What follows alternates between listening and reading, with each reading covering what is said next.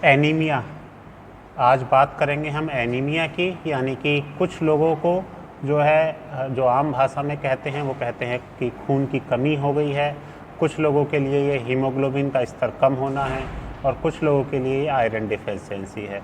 तो आप इसे किसी भी नाम से जानें, लेकिन इनके नाम अलग अलग हो सकते हैं, लेकिन इसके जो कारण हैं, लक्षण हैं और इसके ठीक होने के जो तरीके हैं, वो सब एक ही हैं। तो आज हम बात करेंगे कि एनीमिया होता क्या है। तो जो हीमोग्लोबिन होता है, वो हमारी जो बॉडी होती है, उस बॉडी में जो है हमारे जो ऑक्सीजन जाती है, ऑक्सीजन को जो है वो कैरी करता है, यानी कि ऑक्सीजन को लाने ले जाने का काम करता है। और ये जो है वो फेफड़ों से जो है वो ऑक्सीजन लेता है और उसके बाद जो है फिर पूरी बॉडी में जो है वो ऑक्सीजन जो है ले जाता है। अगर ये किसी जगह जो है कम होता है तो फिर जो है उस जगह पे क्या होने लगता है कि डैमेज होने लगता है। अगर उस जगह पे ऑक्सीजन की कमी होगी तो फिर बॉडी में जो है उस जगह पे डैमेज होने लगेगा। और इसके जो है लक्षण कैसे पता चलेंगे कि जो है हीमोग्लोबिन जो है वो हमारे शरीर में कम है। तो इसमें जो है शुरुआत में उस व्यक्ति को जो है काफ़ी कमज़ोरी लगेगी कि उस व्यक्ति को जो है वो कमज़ोरी हो रही है।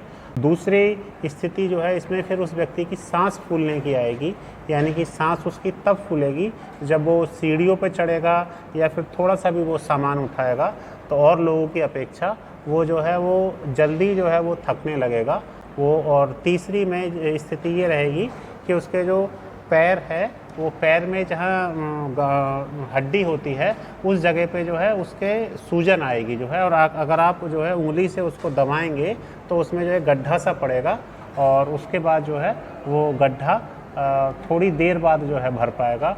और इस स्थिति में जो है जब ये थोड़ी सी और ज़्यादा स्थिति जो है आदमी हीमोग्लोबिन की तरफ चला जाता है, हीमोग्लोबिन कम होने लगता है, तो आदमी जब सो के उठेगा तो सो के उठने के तुरंत बाद उसे जो है ऐसा महसूस होगा कि उसको जो है वो चक्कर से आ रहे हैं। इस स्थिति में उसके हाथ और पैर जो है वो ठंडे पड़ने लगेंगे और ख़ासकर ये हाथों के तलवे और पैरों के तलवे जो ठंडे पड़ने लगेंगे, क्योंकि यहाँ तक जो है वो खून नहीं आ पाएगा। और जब खून नहीं यहाँ तक आ पाएगा तो यहाँ इसका मतलब ये है कि यहाँ पे ब्लड सर्कुलेशन नहीं हो रहा है। और जब ब्लड सर्कुलेशन नहीं हो रहा है यहाँ पे, तो ये चीज़ जो है वो ठंडी पड़ रही है। इसी के साथ साथ ठंडी पड़ने के साथ साथ ये चीज़ पीली भी पड़ने लगेगी, यानी कि जैसे अब ये मेरे यहाँ पे ये रेडिश पार्ट है, लाल पार्ट है, तो ये जो है वो पीले से रंग की दिखने लगेगा।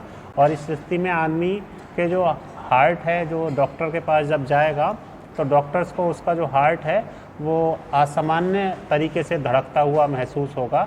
और उस व्यक्ति को जो है वो पढ़ाई लिखाई में भी जो है, अगर वो उसका पढ़ाई लिखाई का काम है या ऑफिशियल वर्क है, तो उसको जो है वो ज़्यादा जो है ध्यान लगा के करना पड़ेगा और वो ऐसा महसूस करेगा कि वो एकाग्र नहीं हो पा रहा। इस स्थिति में जो है डॉक्टर जांच को लिखते हैं और हीमोग्लोबिन की जांच हो जाती है।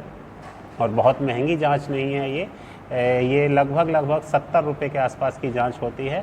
और जो पुरुषों का हीमोग्लोबिन रहता है वो 13.5 से 17.5 ग्राम डेसीलीटर तक होता है, और महिलाओं का जो है वो 12 से 15.5 ग्राम डेसीलीटर तक होता है। हीमोग्लोबिन कम होने के कारण क्या हैं? जो पहला कारण है वो है मेन कारण कि डाइट का अभाव। आज के समय में जो है वो हम इस तरह का खाना खा रहे हैं जो पैकेट बंद है या उसमें मैदा मिला हुआ है या बहुत तला भुना है और वो बिल्कुल भी ताकतवर नहीं है। तो इस तरह का जिन लोगों को कि वो अच्छा खाना नहीं खाते और उनका खाना खाने का कोई टाइम फिक्स नहीं है, इस तरह के लोगों को हीमोग्लोबिन की कम होने की संभावनाएं ज़्यादा रहती हैं। दूसरा ये है कि किसी व्यक्ति को कोई बीमारी हुई हो, कोई उसे बैक्टीरियल इन्फेक्शन हुआ हो, ट्यूमर है, कैंसर की प्रॉब्लम है, किडनी की प्रॉब्लम है, लीवर की डिजीज़ है, या कोई एक्सीडेंट किसी व्यक्ति का हुआ हो, उस स्थिति में भी जो है वो हीमोग्लोबिन कम हो जाता है। महिलाओं को जो मासिक धर्म में जो है वो हीमोग्लोबिन काफ़ी कम रहता है, क्योंकि सबसे कम जो है या सबसे कॉमन चीज़ जो है वो हीमोग्लोबिन कम होने का यही है कि महिलाओं को जो है वो मासिक धर्म के समय में काफ़ी हैवी जो है ब्लीडिंग होती है। और एक रक्तदान करने से भी, जो लोग अधिकतर जो है ब्लड डोनेट करते रहते हैं, वो रक्तदान करने से भी हीमोग्लोबिन कम होता है। तो ये हीमोग्लोबिन कम होने के कारण हैं। इसके अलावा जो है वो महिलाओं को जो जब वो प्रेग्नेंट होती हैं, प्रेगनेंसी के समय भी हीमोग्लोबिन कम रहता है। और अब हम ये जानेंगे कि इस चीज़ को जो है आप नेचुरल रूप से जो है वो कैसे जो है वो पूरा करें।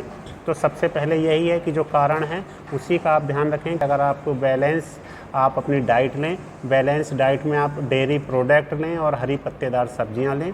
दूसरी चीज़ ये है कि आप अगर फलों का सेवन कर सकते हैं, आप थोड़ा सा खर्चा उठा सकते हैं, तो आप अनार का जूस लें। और अनार का जूस अगर आप सुबह शाम लेंगे तो लगभग वो 10 से 15 दिन के अंदर अंदर अगर आपका हीमोग्लोबिन कम है तो वो बहुत हद तक जो है वो ठीक हो लेगा। और आप इसके और जल्दी ठीक करने के लिए अनार के जूस में थोड़ा सा चूना भी डाल सकते हैं। और इसके अलावा आप जो है जो भी आप भोजन बनाएं, चाहे वो आप दाल बनाएं या सब्जी बनाएं, तो आप वो दाल या सब्जी जो है हमेशा लोहे की कढ़ाई में बनाएं।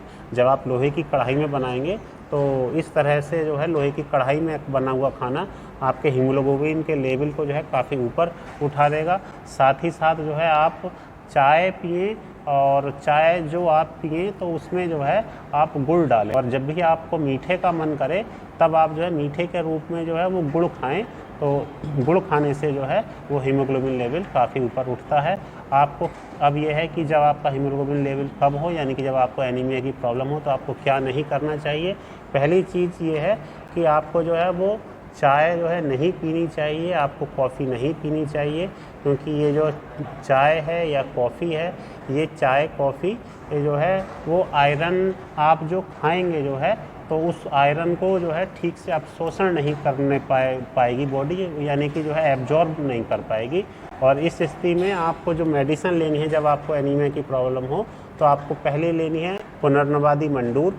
और इसकी आपको एक गोली सुबह एक गोली शाम लेनी है, खाना खाने के बाद आप इसे ले सकते हैं।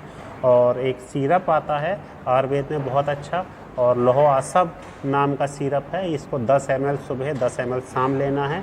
और एक मंडूर भस्म है, मंडूर भस्म का आप जब भी सेवन करें तो जो है वो डॉक्टर की सलाह से ही करें। और आपको जो है वो विटामिन सी का जो है वो सेवन करना है। विटामिन सी को जब आप सेवन करेंगे तो विटामिन सी जो है वो आपको जो एब्जॉर्प्शन की दर है उसको जो बढ़ा देता है। साथ ही साथ आपको और वीडियो में ऐसा कहीं नहीं पता लगेगा, लेकिन मैं आपको ये ख़ास बात बताना चाह रहा हूँ कि जब भी आपको हीमोग्लोबिन कम हो, आप कच्ची प्याज का जो है सेवन बढ़ा दें। और कच्ची प्याज के सेवन से जो है वो आपकी जो धमनियाँ हैं और जो नसें हैं वो पहले की अपेक्षा थोड़ा सा चौड़ी हो जाएंगी। और प्याज में ऐसा तत्व पाया जाता है कि वो धमनियों को और नसों को जो है चौड़ा कर देता है। और जब आपकी धमनियाँ और नसें चौड़ी हो जाएंगी तो उसमें जो है ब्लड फ्लो आसानी से हो जाएगा, ब्लड फ्लो तेज़ होगा।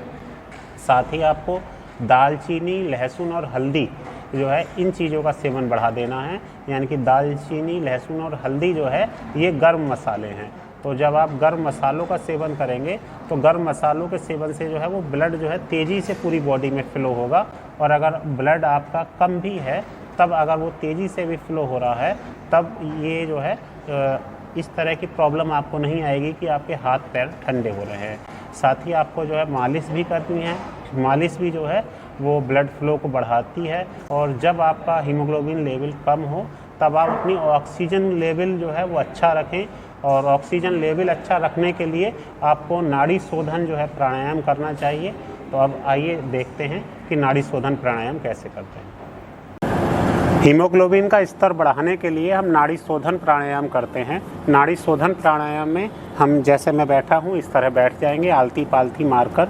उसके बाद हम ये देखेंगे कि हम किस नाक नासा छिद्र से जो है वो ऑक्सीजन ले रहे हैं और किस से छोड़ रहे हैं। अगर ऐसे हम अंदाज़ा नहीं लगा पा रहे तो हम अपनी उंगली इस जगह यहाँ नाक पे लगा लेंगे और उसके बाद हम महसूस कर पाएंगे कि हम किस से जो ऑक्सीजन ले रहे हैं, किस से छोड़ रहे हैं। उसके बाद ये हमें अपना लेफ़्ट हैंड जो है नाभि से नीचे जो है रख लेना है और इस पे जो है फिर हमें अपना पेट रखना है। इस तरह से हम रखेंगे कि ये हमारा हाथ जो है हमारी नाभि से नीचे आए और उसके बाद जो अगर हमारी जो पेट का फैट निकला हुआ है वो इस पे आ जाए। और अगर पेट का फैट नहीं निकला हुआ है तो कोई बात नहीं, ये हाथ जो है हमारा नाभि से यहाँ नीचे रहे।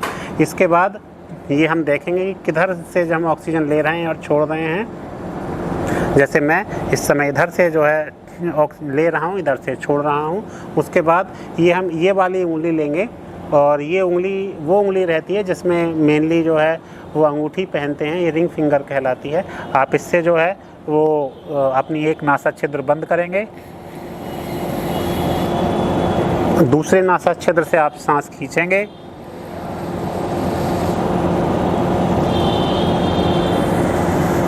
और उसके बाद जितना आप संभव हो सके उतना रोकेंगे।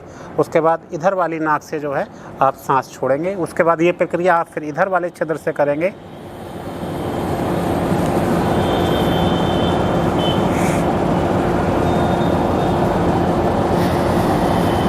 ये आपने सांस रोकी और फिर आपने इधर से जो है छिद्र से जो है ऑक्सीजन छोड़ी। इसको जो है आप 5 मिनट से शुरू करके और उसके बाद फिर आप 15 से 20 मिनट तक करेंगे। ये नाड़ी शोधन प्रक्रिया कहलाती है और इस प्रक्रिया में जो है ये वैसे ही प्रक्रिया है जैसे और योगा रहते हैं, चाहे अनुलोम विलोम हो या फिर अन्य एक्सरसाइज हों, लेकिन अनुलोम विलोम में जो है वो आपका हाथ जो है वो यहाँ पे नहीं रहेगा और नाड़ी शोधन में जो है आपका हाथ ये यहाँ रहेगा। तो इससे जो है आप 5 मिनट से शुरू करके 15 से 20 मिनट तक आप इसको लाइए और ये एक्सरसाइज जो है वो हीमोग्लोबिन का लेवल जो है काफ़ी ऊपर तक ले जाती है, बढ़ाने में मदद करती है। धन्यवाद।